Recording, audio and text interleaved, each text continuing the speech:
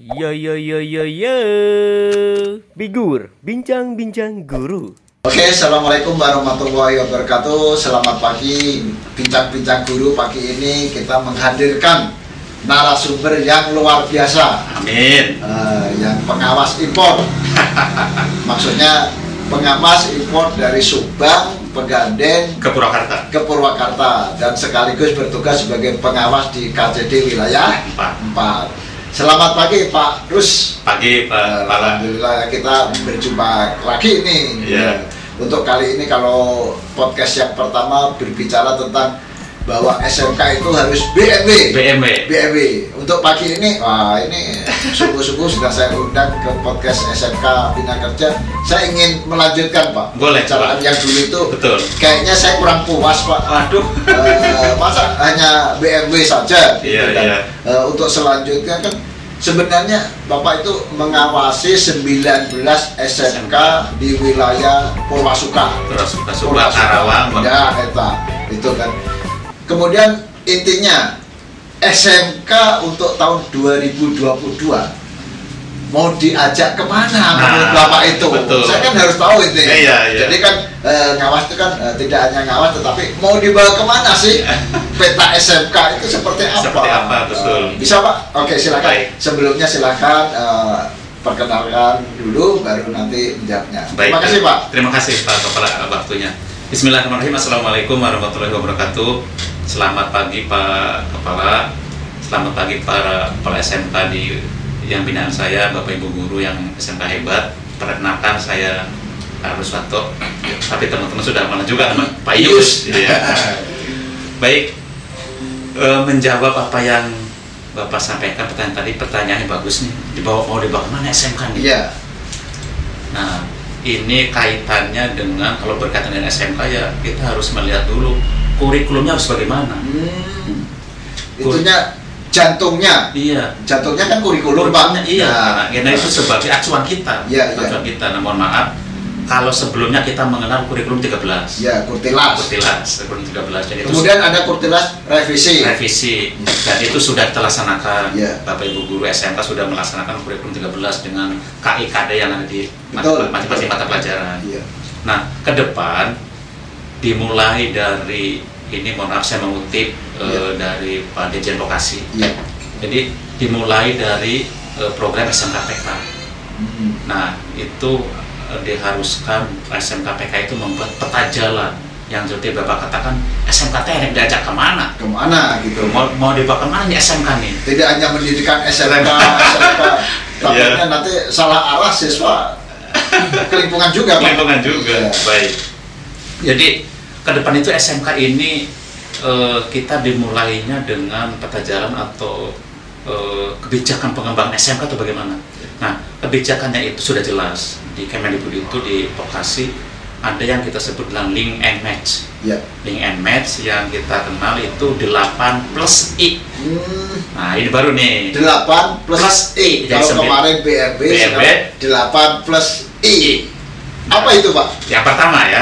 Yang pertama. Jadi banyak sekali. Banyak sekali. Ya. Kalau kemarin Bapak mengatakan saya sudah MOU dengan industri dengan Auto 2000. Ya. Nah, itu salah satunya ya yang masuk ke 8+I. Oh, udah masuk sebenarnya. Udah masuk, hanya belum muncul saja nama 8+I itu. Ya. Nah, mulai sekarang ke depan SMK itu harus menggunakan MOU-nya, peta jalannya, rancangan ke depannya menggunakan acuan 8+I. Oh. Yang pertama, jadi kurikulumnya itu disusun bersama antara sekolah dengan industri.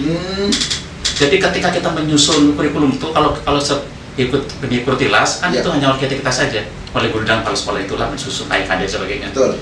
Nah, untuk ke depan itu kurikulum itu disusun oleh sekolah plus industri. Jadi dunia kerja. Iya, jadi kebutuhan apa sih yang sebenarnya industri butuhkan dari anak SMK? Iya. Jadi biar berjalan bareng ya, seirama. Makanya kalau Pak Wikan mengatakan menikah massal antara SMK dengan industri. Salah satunya tadi penyusunan kurikulumnya harus melibatkan pihak industri. Betul. Sehingga kurikulumnya sudah link and match dengan industri, sehingga begitu link and match terus kita laksanakan kurikulum itu siswanya kalau sudah lulus bekerja sudah nyambung tuh. Iya. Sudah nyambung. Itu yang pertama. Yang kedua ya? Iya, betul. Yang kedua. Sampai dengan yang 8 nanti. Ya. Kedua, Pak. Kedua, baik. Yang kedua, pembelajarannya itu harus berbasis project yang real. Real. Kalau kita sudah link and match kan berarti ada project yang kita lakukan yang industri ada di industri, ya. Bisa ditarik ke sekolah, real project. Oh, betul. Project real. Jadi antara belajar teori yang didapat oleh Bapak Ibu guru, beliau juga belajar, anak juga belajar real project. Iya, iya. Nah, metode pembelajarannya menggunakan PBL, Project Based Learning. Tidak, mohon maaf ini jangan-jangan seperti tadi kita bersandar SMK sastra nih. Jadi hanya cerita sejarah kembali lagi ya. Nah. Jadi hanya dongeng. Nanti guru ngajarin dongeng deh. Kalau SMK harus real. Makanya metode pembelajarannya Project Based Learning. Nah, itu yang kedua. Yang ketiga, itu jumlah peran guru tamu itu adalah guru yang dari industri yang mengajar di SMK di sekolah diundang. Iya. Itu sudah ada patokan jamnya minimal. Itu per semester itu guru tamu itu 50 jam. 50 jam untuk jam produktif. Syukur-syukur sih lebih. Ya. Dalam rangka lebih meningkatkan kompeten bagi gurunya juga bagi siswanya. Iya. Itu dari guru tamu minimal 50 jam per semester untuk guru produktifnya dari industri. Yang berikutnya PK dan praknik itu minimal 1 semester. Iya. Itu I berapa tadi, Pak? Itu yang keempat sekarang. Oke, I 4. Nah, saya itu 4 berarti. Jangan yang keempat. Yang keempat. Yang keempat itu anak kita selama ini, mohon maaf, selama ini kan ada yang PKL, ada yang 3 bulan. Iya, COVID 1 bulan. Sebulan. Itu. Malah ada yang PKL-nya dari rumah saja karena kita kemudian ada COVID. Iya. Nah, ke depan mudah-mudahan COVID sudah selesai. PKL itu minimal 1 semester. 6 bulan. 6 bulan. Dan itu selama PKL itu anak mengerjakan yang real. Iya. Tidak hanya tadi, jangan sastra nih. Yang real. Iya. Yang real di industri. Nanti diuji, ada ujian dari baik dari sekolah maupun industri, sehingga syukur-syukur sih nanti mendapatkan sertifikat yang sesuai dengan industri sertifikatnya. Sebenarnya ada yang cara bagus lagi, Pak. Gimana tuh? Kalau umpama, wah ini bagus lagi. Contohnya gini, 1 tahun belajar di SMK, 1 tahun di industri. Balik lagi kelas 2, masuk lagi ke sekolah. Nanti tahun berikutnya di industri lagi. Nah, itu lebih bagus lagi. Ada. Jadi kemudian yang ketiga, jadi mungkin tapi di industrinya diakui jadi kelas 2. Nah, seperti itu bisa. Boleh. Jadi sama aja. Jadi bisa tidak hanya 1 semester, Pak. Minimal itu. Oh, minimal. Tapi masalahnya minimalnya disebut ke. Itu yang bagusnya, Pak. Minimal 1 semester. Ya, 1 tahun teori, boleh. 1 tahun praktek. Ya, lebih afdol. Nah, itu kalau kedengaran pemerintah siapa tahu di ACC, Pak. Itu yang keempat ya? Ya, keempat. Yang kelima itu sertifikasi kompetensi. Sertifikasi kompetensi baik bagi siswanya maupun dari gurunya oleh industri. Iya. Makanya kadang-kadang kan istilahnya sudah UAS, sudah pas libur dipakai kesempatan untuk magang. Nah, betul. Menimba ilmu yang siswanya tidak tahu guru saya kemana. Padahal sedang magang untuk memperdalam ilmu pengetahuan di bidangnya, untuk kompetensi. Iya. 2 tahun yang lalu ingat Pak Jokowi pernah menyampaikan bahwa satu industri membina 5 SMK. Industri yang membina itulah diharapkan mengundang lagi, Pak. Betul. Mengundang guru-guru, ayo guru-guru untuk magang. Itu kan 2 minggu, 1 bulan, alhamdulillah itu mempunyai dampak yang sangat positif bagi gurunya. Plus untuk sekolah. Dah, mantap. Sekarang yang ke-6. Itu gurunya harus update teknologi. Iya. Jangan sampai nanti menggunakan WA saja, tetapi untuk Google Meet, untuk Zoom, gaptek. Seperti saya nih, mohon maaf nih, ini kita ini produk lama. Produk lama. Tapi minimal podcast kita sudah senang. Produk lama. Kalau sekarang anak negara kan yang sekian zaman now sekarang kan. Gitu. Jadi jangan sampai guru itu kalah dengan siswanya, Pak. Siswanya sudah begini, gurunya nanti masih nulis pakai kapur, tapi sekarang kapurnya nggak ada, Pak. Susah ya nyari produknya udah jadi rumah real estate. Betul. Nah, itu jadi yang ke-6 adalah update teknologi. Jadi Bapak Ibu khususnya apapun lah mata pelajarannya, khususnya yang guru-guru produktif itu harus selalu mengupdate teknologinya. Karena kita tahu sekarang ini perkembangannya begitu cepat. Iya. Kalau kita masih ya baheula wae gitu, aduh, mobil saja kan buat zaman kita makin kijang. Iya. Sekarang sudah ini. Sudah. Jadi istilahnya kalau mau seperti bala tinggal landas, Pak. Tinggal landas. Tapi sekarang sudah mulai bagus, Nah, Pak. gitu, Pendidikan sudah mulai bagus, Pak. Jadi update teknologi. Betul. Yang ketujuh itu harus di sekolah itu harus melakukan riset terapan untuk teaching factory. Oh, TEFA. Iya.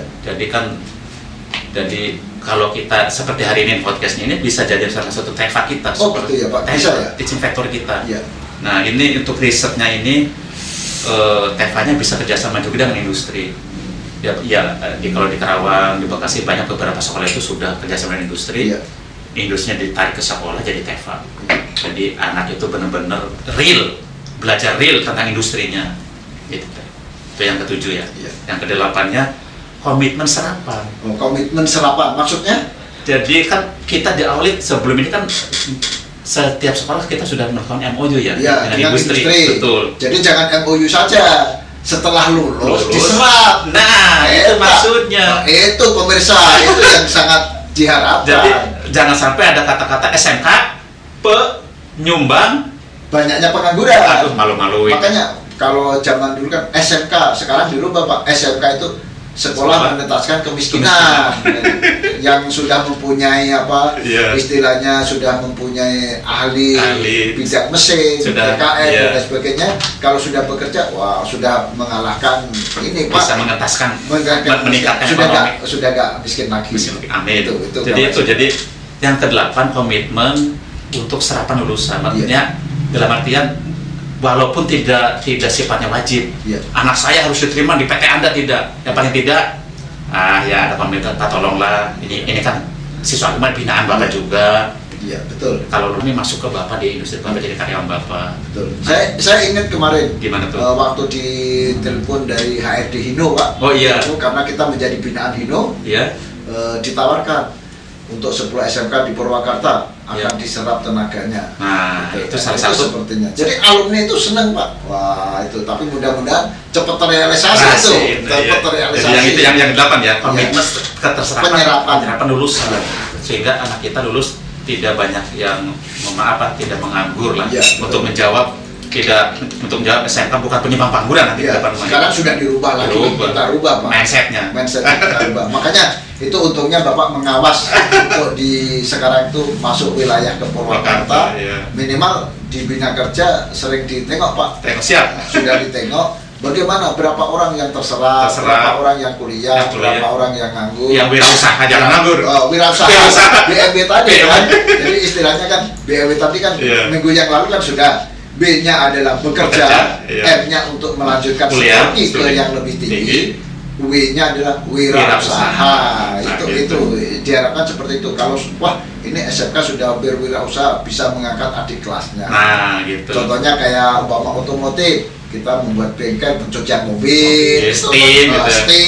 Akhirnya adik kelasnya sekolah sore, paginya nyetim dan lain sebagainya. Itu sebenarnya banyak yang bisa dikembangkan. Kalau tidak oleh alumni, oleh gurunya bisa juga. Jangan sampai istilahnya mengajar usaha tetapi nggak ada usaha. Kan gitu, Pak. Ya, jangan sastra lagi nih. Nah, nanti jadi ngajar sastra.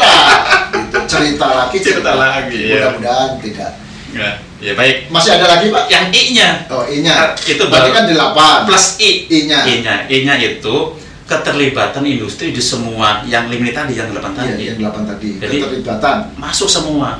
Jadi kurikulum yang kita rancang bersama itu dari 8 tadi si industri masuk. Jadi sudah benar-benar kurikulum kita itu sesuai dengan kebutuhan dunia usaha dan industri dan kerja. Kan selama ini kita enggak. Kita berpatokan ke kurikulum. Ternyata kurikulum kita itu tidak sesuai dengan apa industri yang dibutuhkan. Nah, sekarang industri sudah perlu painting, cat mobil. Di SMK catnya nggak ada. Itu diharapkan tidak terjadi, Pak, ya? Ke depan seperti itu. Jadi ke depan itu kurikulum kita itu harus dirancang melalui MOU dengan industri yang seperti yang tadi katakan 8 plus I. Kalau ini kita lakukan, alhamdulillah sekolah saya kebetulan SMK PK, ternyata enjoy Guru itu diberi kebebasan, tidak seperti kurikulum sebelumnya terikat harus begini, ada KIKD gitu loh. Itu makanya pemerintah sekarang itu lagi menggerakkan SMKPK. Mudah-mudahan SMK Bina Kerja juga dapat SMKPK. Amin, tinggal dipelajari, terus membuat proposal yang lengkap, bahkan di sekolah daerahnya lengkap. Betul. Ya, masukin aja ke Takola. Iya, Takola sudah masuk, tinggal nunggu White English ini. White English mudah-mudahan. Ini juga hasil TEFA Pak, Teaching Factory ini. Teaching Factory untuk jurusan RPL, tapi 3 tahun yang lalu. Di antaranya adalah ada produk-produk sehingga siswa itu bisa bincang-bincang, kemudian tidak berbahasa yang salah, kemudian tidak WA yang salah. Itu wadah Pak, wadah supaya ada ide seperti itu. Jadi ide siswa, kemudian ide guru, ide pengawas bisa mampir ke podcast. Masih ada lagi Pak? Itu tadi pemirsa bincang-bincang dengan pengawas Pak Ius terkenalnya yang telah menyampaikan 8+I untuk dilaksanakan di SMK kedepannya supaya semuanya SMK maju, bisa menentaskan kemiskinan sehingga siswa tidak ada yang pengangguran. Mudah-mudahan di 2023 zero Pak ya, zero. Tidak ada lagi istilah SMK banyak yang nganggur, nggak ada lagi karena semuanya sudah yang BMB tadi. Betul. Oke, terima kasih pemirsa bincang-bincang guru untuk podcast SMK Bina Kerja hari ini. Jangan lupa nanti ada kelanjutan tentang membahas bagaimana pendidikan ke depan bersama pengawas kita Pak Yus. Jangan lupa supaya tidak ini selalu like and subscribe official SMK Bina Kerja. Oke, terima kasih. Assalamualaikum warahmatullahi wabarakatuh. Terima kasih Pak. Sukses. Amin. Bigur, bincang-bincang guru.